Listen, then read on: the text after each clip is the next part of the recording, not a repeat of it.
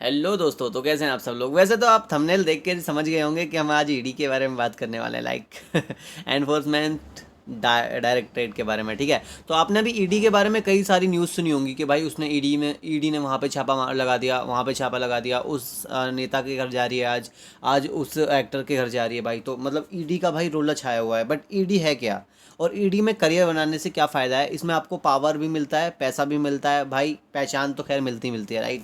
तो आज इस वीडियो में हम लोग यही डिस्कस करने वाले हैं। तो चलिए शुरू करते हैं। तो ठीक है, आप देख पा रहे होंगे कि पावर और फैम चाहिए तो बनाएं ईडी में करियर, मिलती है शानदार सैलरी। भाई सैलरी तो मिलती है, पावर भी मिलती है। आप देख पा रहे होंगे ये है प्रवर्तन निदेशालय, यानी कि एनफोर्समेंट डायरेक्टरेट। ठीक है, समझ जाइए आप। ठीक है, ये इसका लोगो होता है। ठीक है, और इसी के साथ साथ दोस्तों चलिए आगे चलते हैं। तो दोस्तों मैं आपको बता दूं, ये जो क्रेडिट देंगे हम, इसका credit and source ABP news वालों की तरफ से ये हमने आर्टिकल लिया है। ठीक है, तो दोस्तों चलिए पढ़ते हैं। तो आपको इसमें दिख रहा होगा कि पावर और फेम चाहिए। अरे तेरा बैंड की आँख, अबे भाई रुक रुक रुक रुक, वेट वेट ये बंदा खुद ही चल रहा है आगे आगे। ठीक है, पावर आप देख पा रहे हो, पावर और फेम चाहिए। एक मिनट भाई, ये क्या हो रहा है? ठीक है, अब चलो चलते हैं, इससे इसे चलते हैं। तो पावर और फेम चाहिए तो बनाएं ईडी में करियर, मिलती है शानदार सैलरी। एनफोर्समेंट डायरेक्टरेट में नौकरी पाकर युवा पावर और फेम दोनों कमा सकते हैं। इसके अलावा उम्मीदवारों को ईडी में शानदार सैलरी पैकेज भी मिलता है। तो मैक्सिमम टाइम क्या होता है, सैलरी की बैंड बजी होती है, लेकिन इसमें सैलरी अच्छी मिलती है, ये बात सही है। ठीक है, तो पावर और फैम चाहिए तो बनाए ईडी में करियर। ठीक है, आगे चलते हैं। प्रवर्तन निदेशालय यानी ईडी, एनफोर्समेंट डायरेक्टरेट, बीते कुछ सालों से अपने काम को लेकर सुर्खियों में है। अगर आप भी करियर में पावर और फैम पाना चाहते हैं तो आर्थिक अपराध की छानबीन से जुड़ी इस एजेंसी में करियर बनाना बेहतर विकल्प हो सकता है। अब आप समझ गए होंगे कि ये जो काम करती है, जो आर्थिक अपराध की छानबीन करती है, यानी कि जो इंटरनली हमारे इंडिया के अंदर अंदर जो केस वगैरह होते हैं उन सब की छानबीन ये करती है। ठीक है, तो अब बनते कैसे बने असिस्टेंट एनफोर्समेंट ऑफिसर।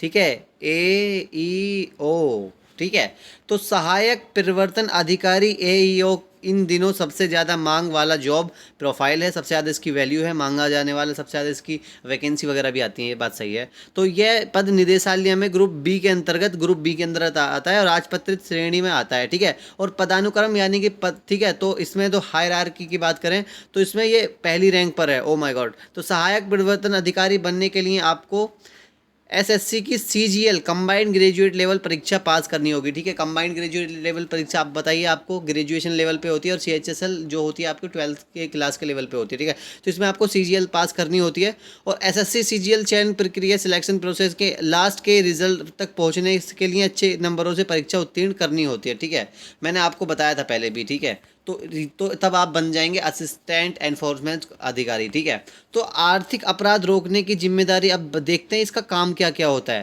तो ये तो जान गए, ईडी बहुत अच्छी चीज़ है, आर्थिक मामलों को निपटाती है।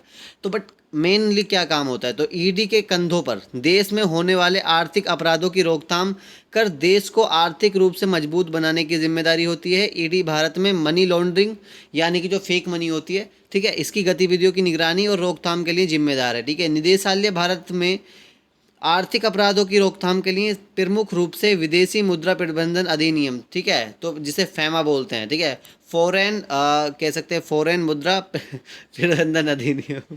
ओके, तो धन संशोधन निवारण अधिनियम PMLA के तहत काम करता है। ठीक है, अभी मैं आपको बताऊंगा तो थोड़ा सा मेरे को सोच के बताना पड़ेगा, बट बता दे, ऐसे ही नहीं कि मैं बता नहीं सकता, राइट, तो बता सकता हूँ। ओके, सो चैलेंजिंग है जॉब प्रोफाइल। ठीक है, ईडी भैया देख, आपको पता है, देखो जब ये जितनी भी फोर्स वगैरह होती है जो इंटरनली फेस करती है, देखो जो फौज वगैरह होता है उसमें क्या होता है कि बंदा थोड़ा सा तो वो इंडिपेंडेंट होता है कि यार मैं कर लूँगा सैंडल। बट जब बंदा इंटरनली आता है ना, तो उसके पास प्रेशर होता है, भ्रष्ट नेताओं का प्रेशर होता है। ठीक है, और भ्रष्टाचार का, ठीक है, प्रेशर होता है, बड़े लोगों का, ये सब चीज़ें, तो भाई इसमें चैलेंजिंग हो जाती है थोड़ी। तो सहायक प्रवर्तन अधिकारी, ठीक है, AEO का काम दूसरी जांच एजेंसी के तहत ही चैलेंजिंग है। वैसे AEO को ज़्यादातर रिपोर्ट प्रेजेंटेशन तैयार करने जैसे काम करने होते हैं, लेकिन कई बार आपको टीम के साथ छापेमारी भी करनी होती है। संदिग्ध व्यक्ति के ठिकानों का पता लगाना, अवैध धन, मनी लॉन्ड्रिंग या अन्य आर्थिक अपराधों की जानकारी जुटाने के लिए सर्वे भी आपको करने पड़ते हैं। ठीक है, आपको अपने कार्य की गोपनीयता का भी ध्यान रखना होता है, आपकी जुटाई जानकारी सुरक्षित रहे, इसलिए अतिरिक्त सावधानी भी बरतनी पड़ती है कि आपने जो इन्फॉर्मेशन कलेक्ट की है वो उसका मिसयूज ना हो जाए, और या फिर वो लीक ना हो जाए, राइट, तो फिर दिक्कत बन जाएगी। अब बात करते हैं वेतन और भत्ते की। तो इसमें आकर्षक वेतन और भत्ते मिलते हैं, आपको मालूम ही है भैया। तो जो एईओ है, यानी कि असिस्टेंट एनफोर्समेंट ऑफिसर, जो पे लेवल 7 के अंडर आता है, और इस पद का जो वेतनमान है वो 44,900 रुपये से 1,42,400 रुपये निर्धारित है। सहायक प्रवर्तन अधिकारी के रूप में नियुक्त होने के बाद सेवा के अंत में जो सबसे बड़ा पद हो सकता है वो है प्रवर्तन निदेशालय में विशेष निदेशक का, ठीक है। तो ये जो चीफ डायरेक्टरेट बोल सकते हैं, जो हेड होता है, ठीक है, उसका जो लास्ट पद है जो आप गेट कर सकते हैं आप जब आपके पास एक्सपीरियंस हो जाएगा, ठीक है। तो अब ये था, आपने समझा होगा। अभी इंपॉर्टेंट जानकारी मैंने देनी बाकी है, तुम्हें नहीं पता, अब मैं भीख मांगूंगा सब्सक्राइब किया आपसे।